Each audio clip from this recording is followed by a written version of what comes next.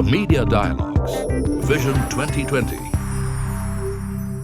On the Media Dialogues, we're probing how the rapid and tectonic shifts in technology have affected our media consumption patterns and the fortunes of different media industries.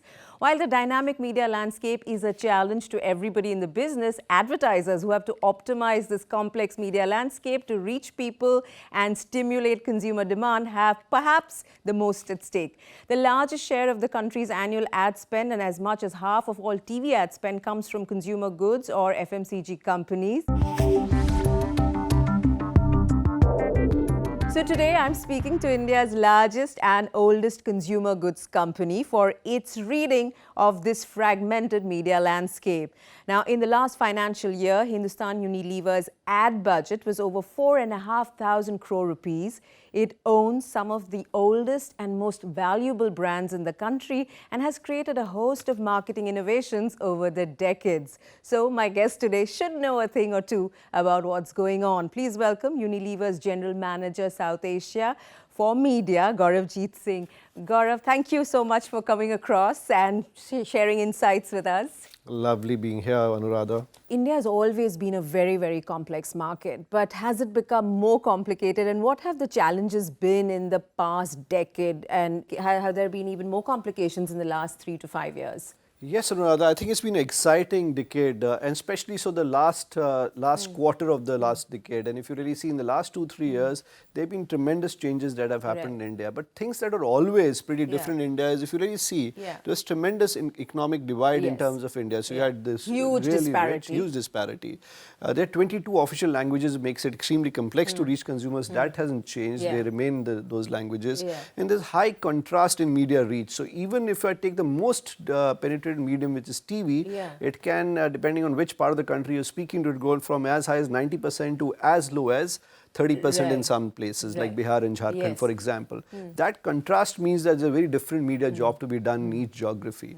But interestingly, what has happened in the last 5 years, and I'm referring here to IRS data, is something very interesting. If you really see, in 2014, TV penetration was roughly around 65%, is now around 76%. Yeah, and if you really see this, the one that you need to really look at and keep a watch out on is how many partners do you really need to reach 76% of audiences. Actually, I was curious about this. What does it mean? What does this, when you say, you have 619 partners to have 76% reach in 2019. Is that the right way to read this? That's the right way to read it. What does that mean?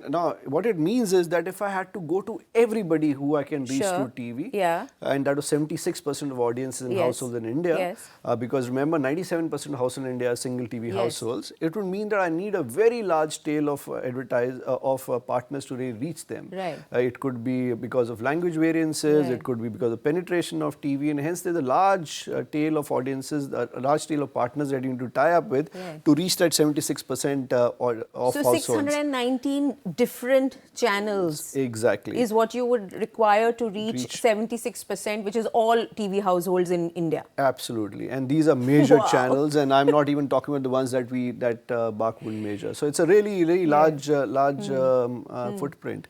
But for the first time in the history of media, 2-3 things have changed. One of them is on internet. So if you really look at internet penetration, that has gone from 200, roughly around in 2014 or 6% penetration all the way to 29% in 2019.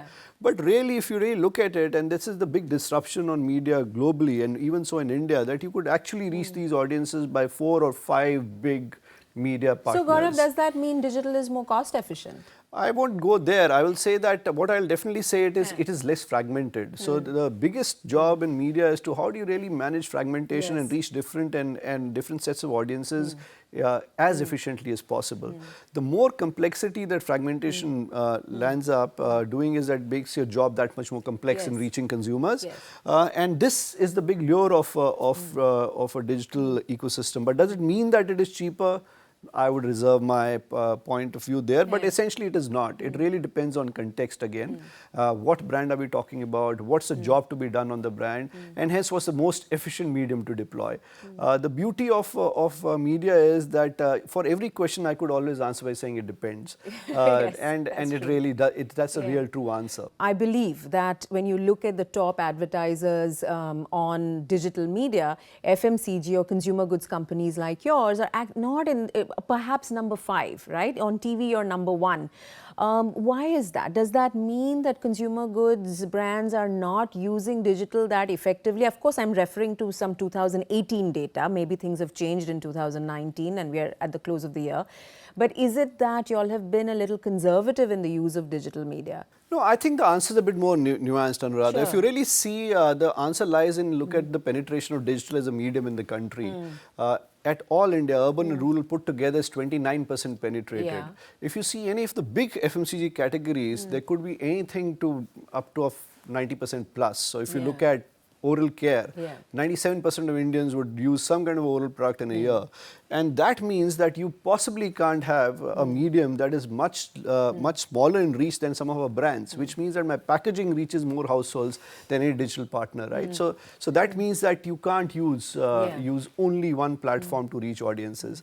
But the fullest answer to this question would be, again, that you need to have a multimedia reach plan. And invariably, what happens in most countries, and especially so in India, that every media plan will regress to the medium, and by I mean the mean. And what it really means is that a lot of people who possibly go to extremities of this conversation, being TV alone or being digital alone, would regress to a place where they understand the nuance that multi-screen, multimedia planning is an absolute necessity in every single market globally. And it doesn't matter whether you are a small brand or large brand, it really starts with what's your core objective that you're trying to build on the brand, and what's the most efficient way to deploy media to get that job done. What role is digital media playing for Hindustan Unilever's brands? And I know the brands span everything from, oral care, personal care, household care, and even, a water purifier.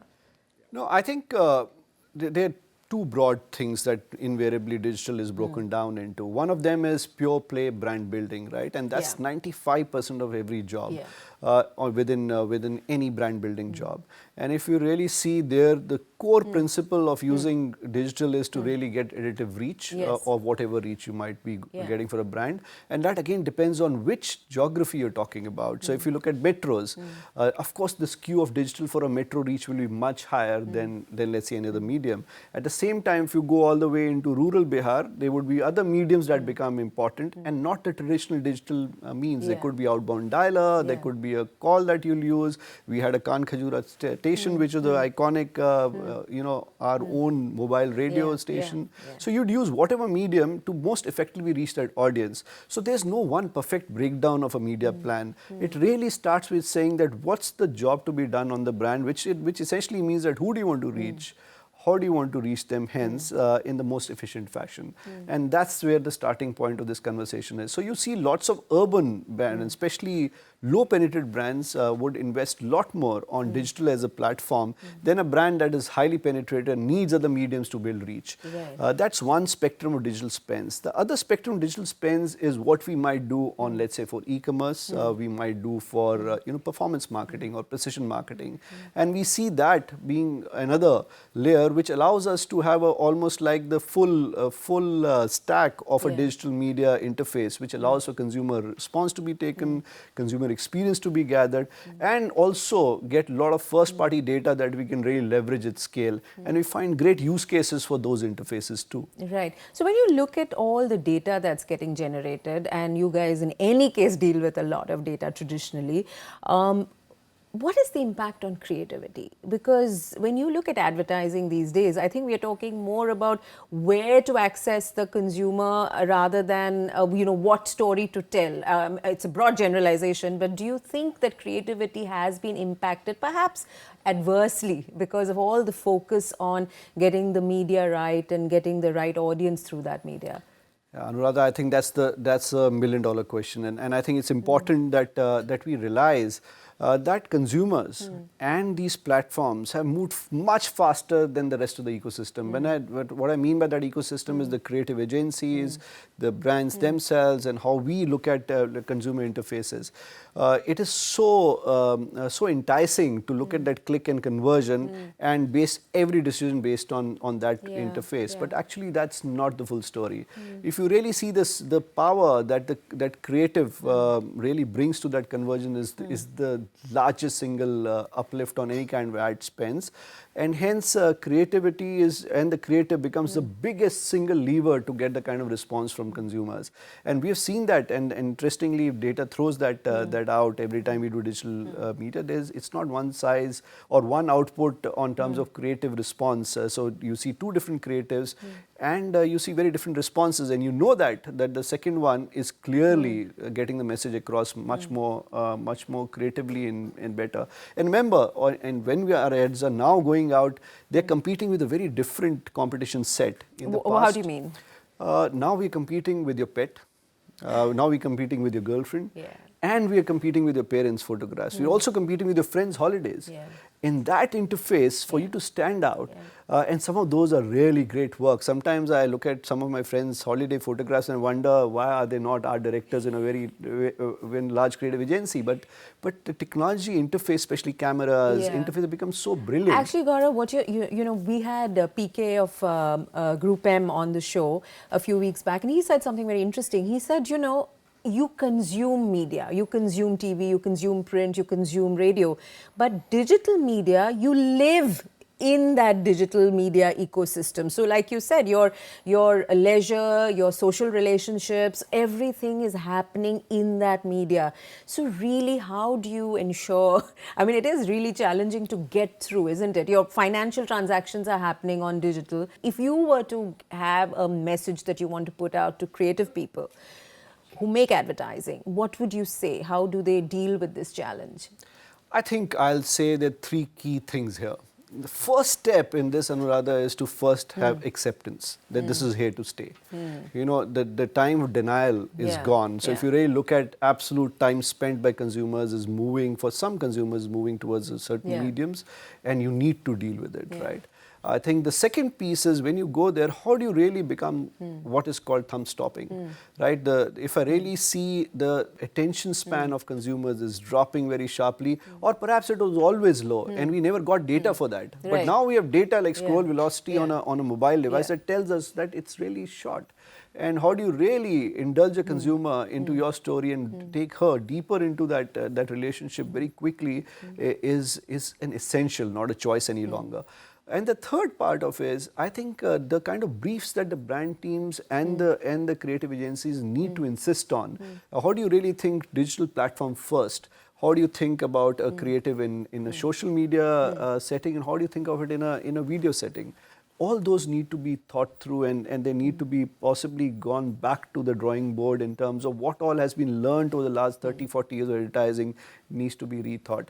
Interestingly, I was seeing some very interesting neuroscience bit of output that we had on advertising. And the thing that struck me was the things that really cut through much more sharply were almost like what you saw during silent movies of Charlie Chaplin. Right. The music, the tenor, the speed at which the creative moved, and just the dramatization of every single moment became so critical. And that's a new muscle.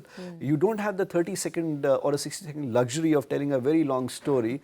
Of course, that has a critical role to play in building a brand, but it is not either or. It's and that becomes even more critical in a multi-screen, multimedia piece. And finally, people need to move away, all of us need to move away from either or mindset, which says that, okay, we'll create a digital loan brand or we'll create a TV loan brand. Right. It's almost sometimes religious as a conversation, which it needn't be. There are two mediums that have come up. There's great opportunity for us to reach out to consumers, and let's get on with it. For a company like yours, everybody is a potential consumer, if not a consumer, isn't it? That's true. So it's not just the top of the pyramid or the bottom of the pyramid. You need to address everybody along the pyramid. Yes. So tell me the challenge over here. What is the key challenge for this top of the pyramid segment? And this is called what is called the elite household, which is top 11% household, which is 33% of all consumption in the country.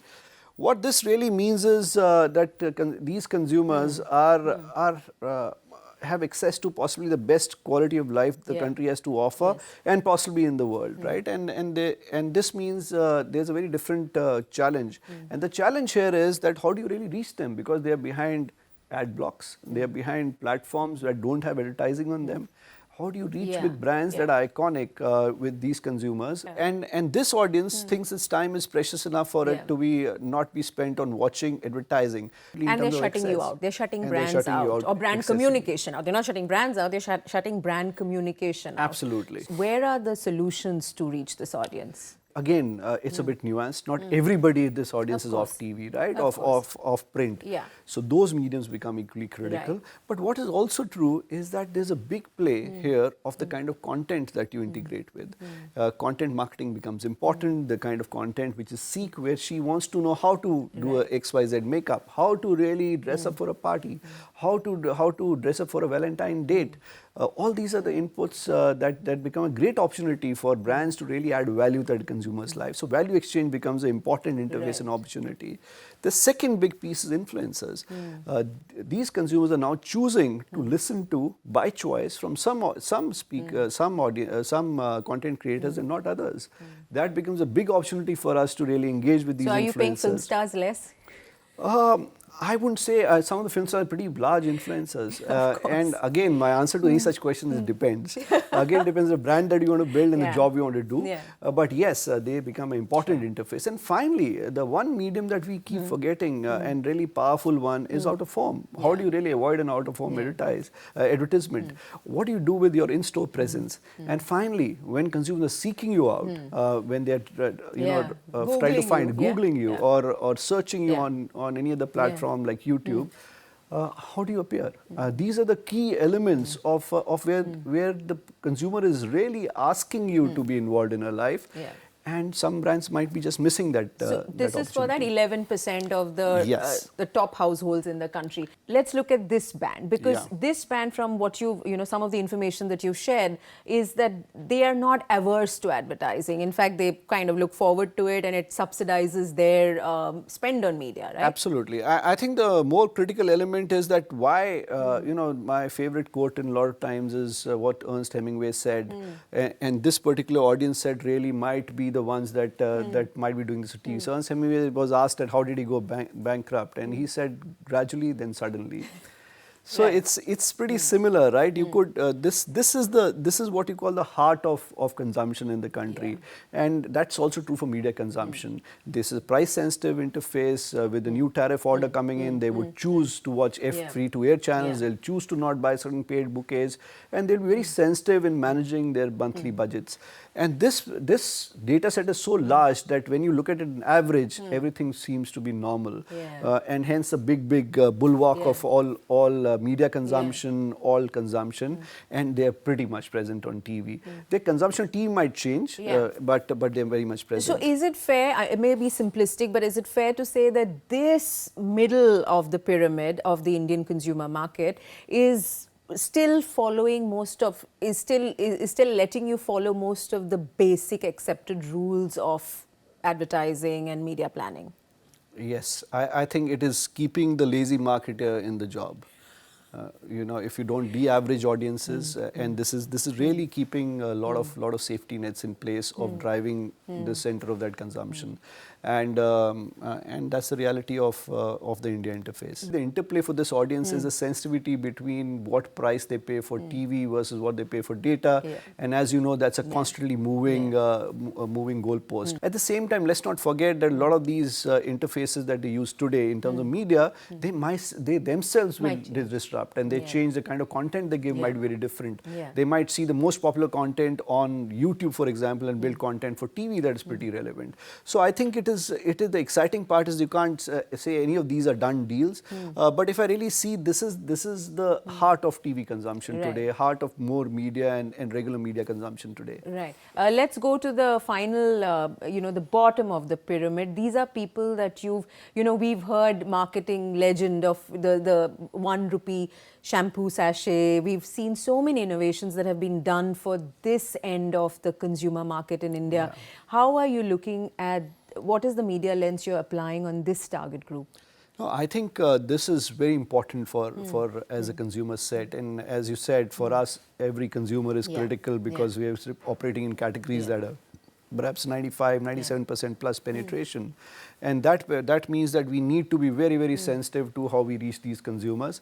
And what we find is that the paradox here is that these consumers have almost no access to any kind of media interface. But what do they have access to is mobile devices today, and that allows us to reach out to these consumers through outbound dialers. Consultation is a classic one that we used, and that becomes a great opportunity for us to reach these consumers at scale.